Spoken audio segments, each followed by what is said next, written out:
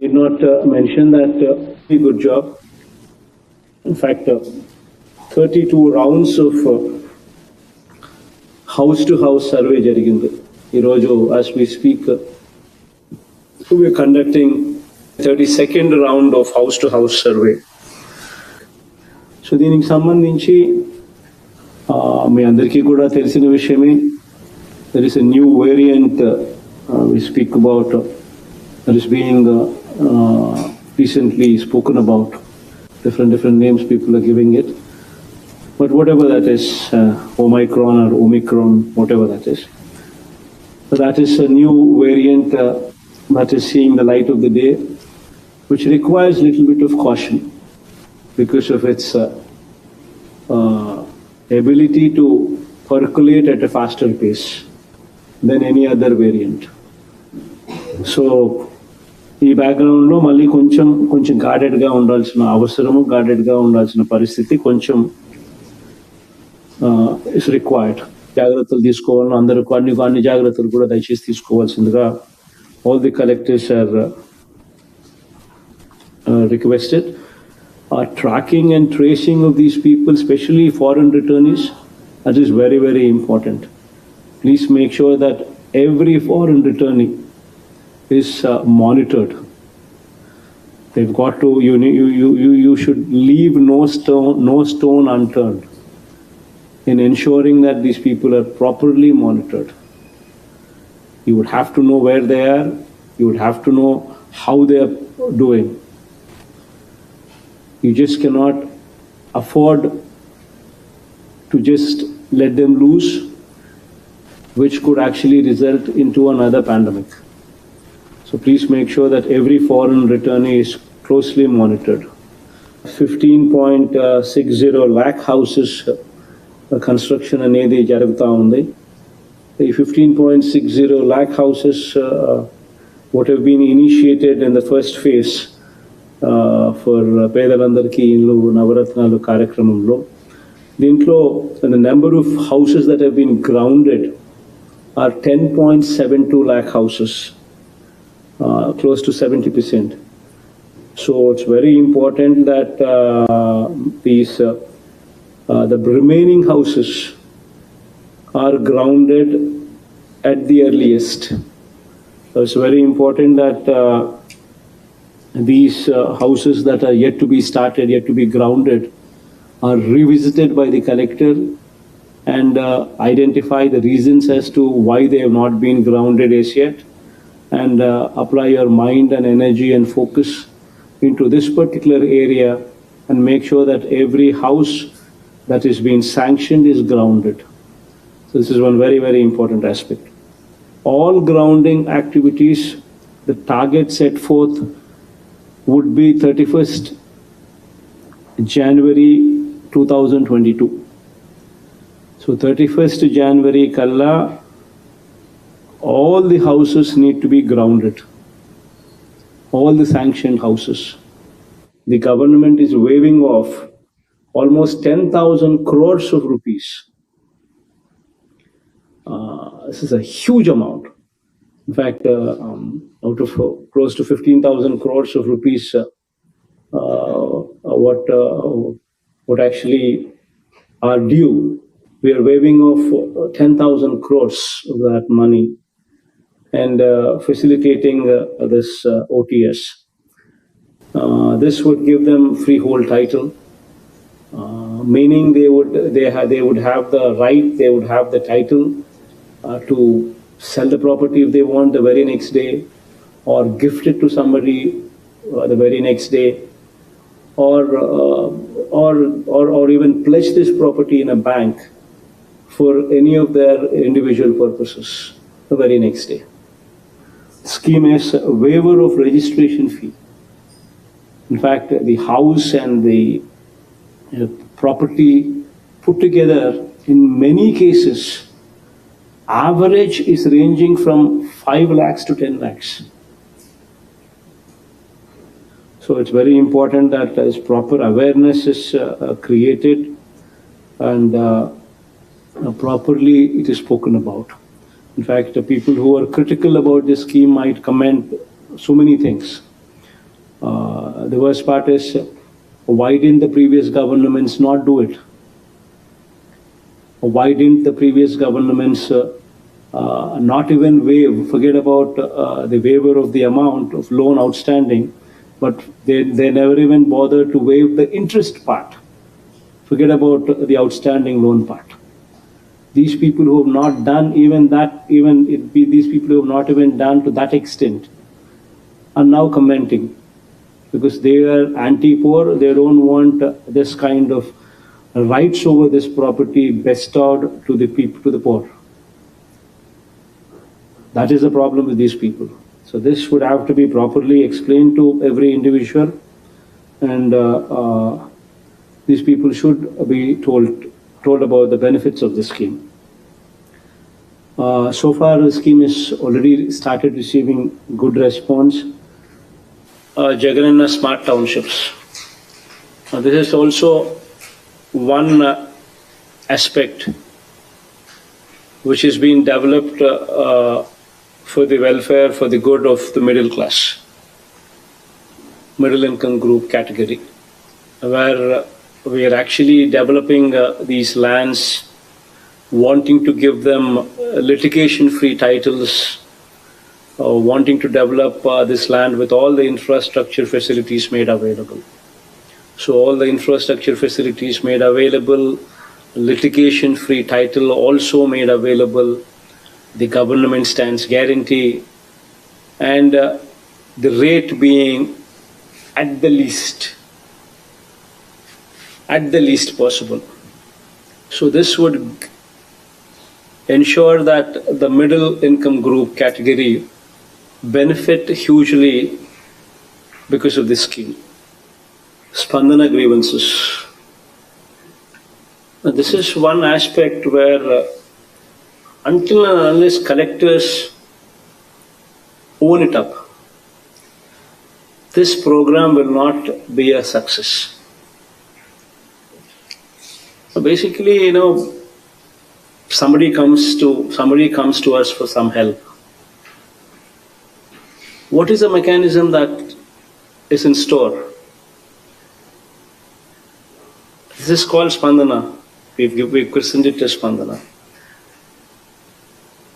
We want to make sure that this mechanism, what is in place, really serves the purpose. And for it to happen, until and unless the collectors own it up, until and unless you monitor the quality of redressal, I once again repeat this word, until and unless you monitor the quality of redressal, we will never be justifying ourselves. We will never be doing justice to our jobs. The reason why I'm saying this is there have been quite a few cases, quite a percentage, where we have cleared the case, yet there is a reapplication coming in. Fair enough. Here there are two aspects. One aspect is there should be quality redressal at the very first instance when you dispose of the case. That's the first thing that needs to be improved. The second thing that needs to be improved is when somebody reapplies. That means you have rejected the case previously, now it has come back for redressal once again as a reapplication. In those particular cases, how are you dealing with that?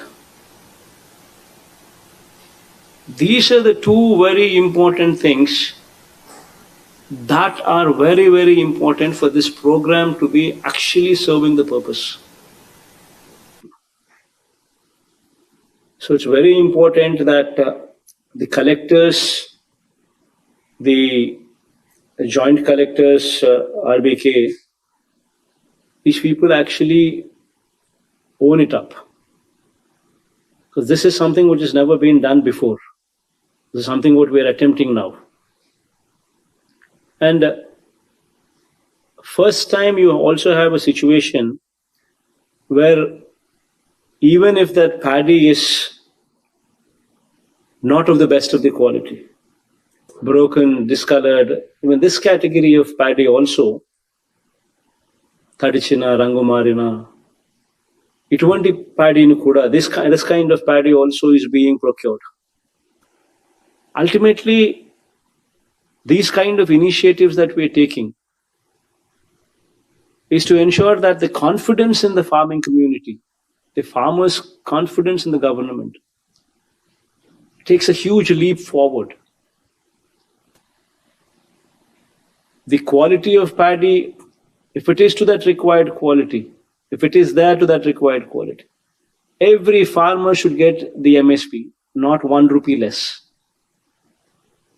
The NREGS part, which spoke about, we're talking about Grama Sachwalayas, Raitu Bharosa Kendras, health clinics, and digital libraries. In these aspects, it's very important that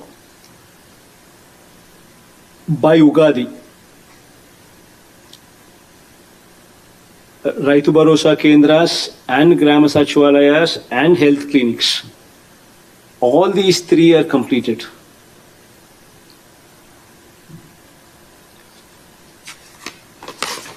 The digital libraries, of course, have just started, but they should also be expedited. These 4 in the village, along with Nadu Nedu schools, English medium schools, also present in the village, will totally change the outlook of the village. The Grama Sachwalayam, the RBKs for farmers, the health clinics with 24/7 service available, with the digital libraries with as a point of presence, uninterrupted bandwidth available, and the CBSE English medium schools at the village level. These will totally change the way the village is actually visualized as. So please focus on these areas. These are the dates that we have set aside for the month of December and in January, so as to organize for these programs. 21st December, we will be launching Jagadanna Sampurna Gruha Hakku program. 28th December, we would be launching release of benefits to the new beneficiaries for all the programs implemented post-April and applied thereafter. Every time the program takes off, we say, ఒక నెల extra time ఇస్తాము, అర్హత ఉండి ఏదైనా పొరపాటున miss out అయిపోయిందంటే please reapply, we will re-verify and ensure that you don't miss out. అని మనం చెప్పే మాటలకు every year, December month and June month, these are the 2 months that we have segregated to ensure that the entire backlog, whatever has been committed for in those 6 months, is attended to. So dan prakaram, the release of benefits to the new beneficiaries for all the programs implemented post-April and applied thereafter, that's going to be implemented on 28th December. On 1st of January, this is going to be a very big program. Pensions, launching of enhanced pension kanuka to 2,500 rupees. As promised, is committed, the pension amount would be enhanced to 2,500. It's going to be on 1st January. It's a big program. Then on 9th January, EBC Nestam, we're launching this program which will talk about 45 to 60 years of age in between, beneficiaries belonging to EBCs, where we would handhold them for 3 years, the same beneficiary for 3 years, giving them 45,000 rupees, so as to empower those women there in that category. 15,000 every year, 3 years, 45,000 to the same beneficiary year after year, so that they are actually empowered. So that would be the program concerning EBCs, launched as EBC Nestam on 9th January. And Raitu Bharosa third installment, this program would also be in the month of January. The dates we would finalize going forward. These are the 5 programs that we would be talking about during the month of December going forward and during the month of January. So please make sure that whatever arrangements that need to be done, especially concerning social audit, display of lists at Sachivalayams, these kind of minute details are attended to, so that nobody is missed out, and the benefit is given to every person who is eligible, and every ineligible person does not get it. So please make sure that these things are also attended.